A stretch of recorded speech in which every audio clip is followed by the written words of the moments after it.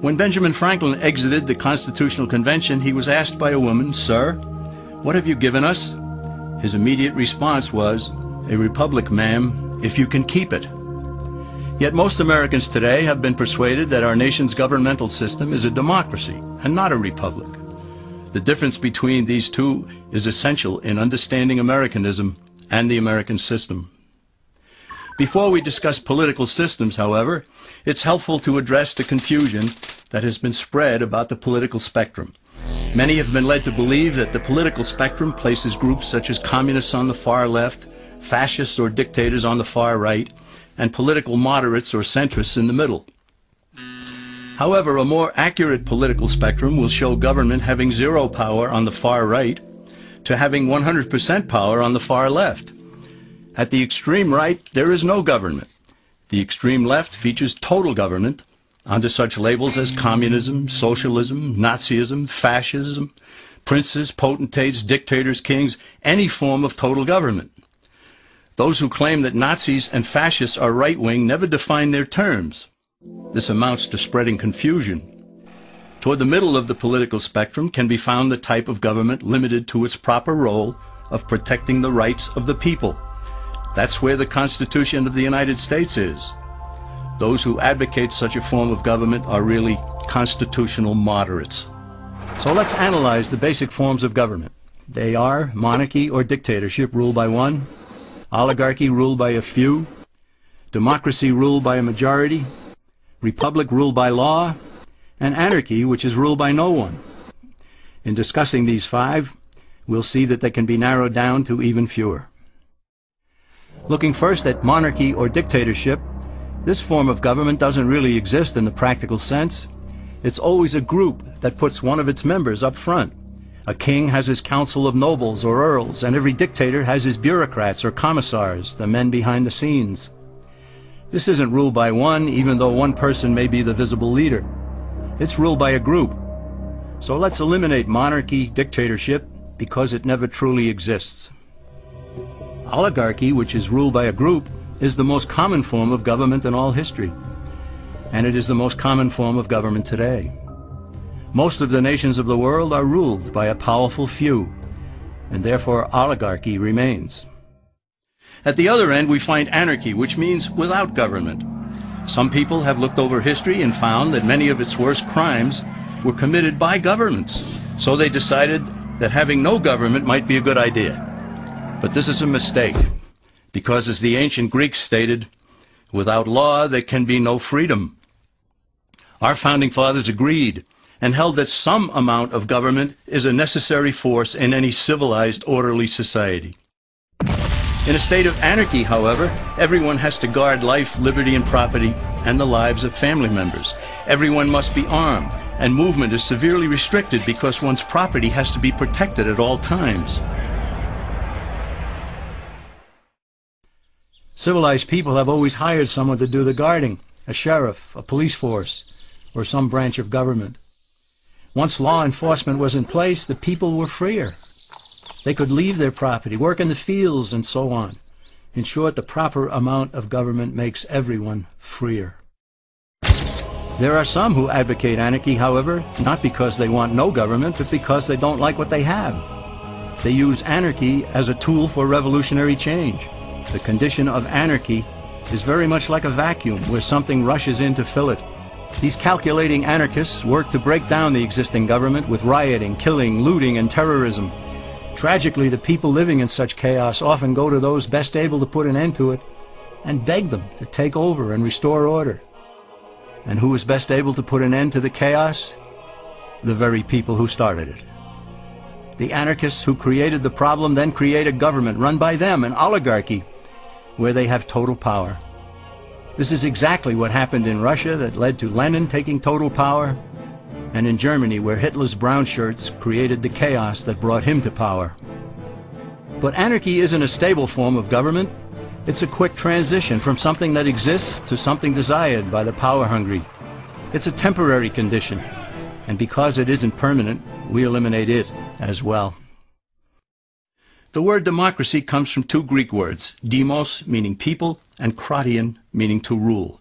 Democracy, therefore, means the rule of the people, majority rule. This, of course, sounds good, but suppose the majority decides to take away one's home, or business, or children. Obviously, there has to be a limit. The flaw in democracy is that the majority isn't restrained. If more than half the people can be persuaded to want something in a democracy, they rule.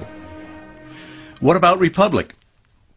Well, that comes from the Latin, res meaning thing, and publica meaning public.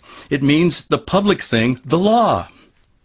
A true republic is one where the government is limited by law, leaving the people alone. America's founders had a clean slate to write on. They could have set up an oligarchy. In fact, there were some who wanted George Washington to be their king. But the Founding Fathers knew history, and they chose to give us the rule of law in a republic, not the rule of a majority in a democracy. Why? Let's demonstrate the difference in the setting of the Old West. Consider a lynch mob in a democracy. 35 horseback riders chase one lone gunman. They catch him, and they vote 35-1 to hang him.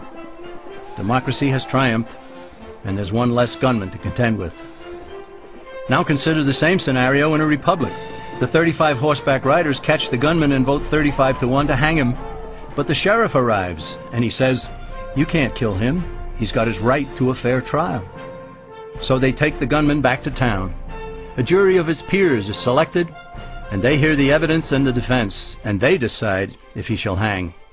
Does the jury even decide by majority rule? No, it has to be unanimous or he goes free. The rights of the government aren't subject to majority rule but to the law. This is the essence of a republic.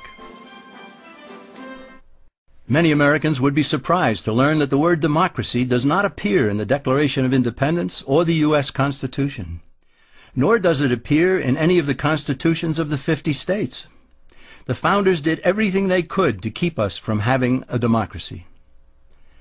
James Madison, rightly known as the father of the Constitution, wrote in essay number 10 of the Federalist Papers, "Democracies have ever been spectacles of turbulence and contention, have ever been found incompatible with personal security or the rights of property, and have in general been as short in their lives as they have been violent in their deaths."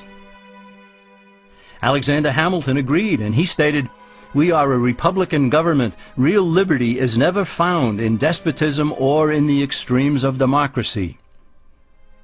Samuel Adams, a signer of the Declaration of Independence, stated, "Democracy never lasts long. It soon wastes, exhausts, and murders itself." The founders had good reason to look upon democracy with contempt, because they knew that the democracies in the early Greek city-states produced some of the wildest excesses of government imaginable.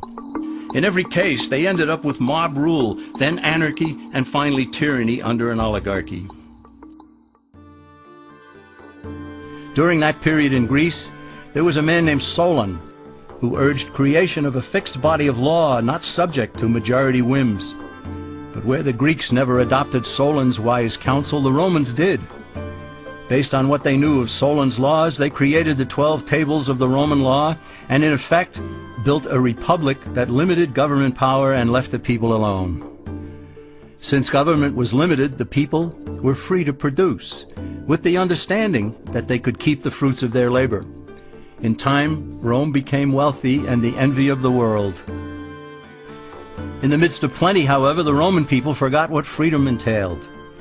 They forgot that the essence of freedom is the proper limitation of government. When government power grows, people freedom recedes.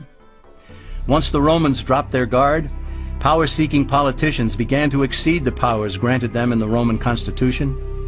Some learned that they could elect politicians who would use government power to take property from some and give it to others. Agriculture subsidies were introduced, followed by housing and welfare programs. Inevitably, taxes rose and controls over the private sector were imposed. Soon, a number of Rome's producers could no longer make ends meet, and they went on the dole. Productivity declined, shortages developed, and mobs began roaming the streets, demanding bread and circuses from the government. Many were induced to trade freedom for security. Eventually, the whole system came crashing down. They went from a republic to a democracy, and ended up with an oligarchy under a progression of the Caesars.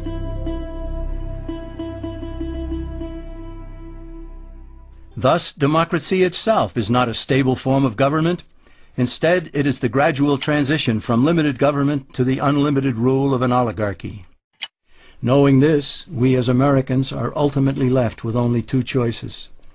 We can keep our republic, as Franklin put it, or we will inevitably end up with an oligarchy, a tyranny of the elite.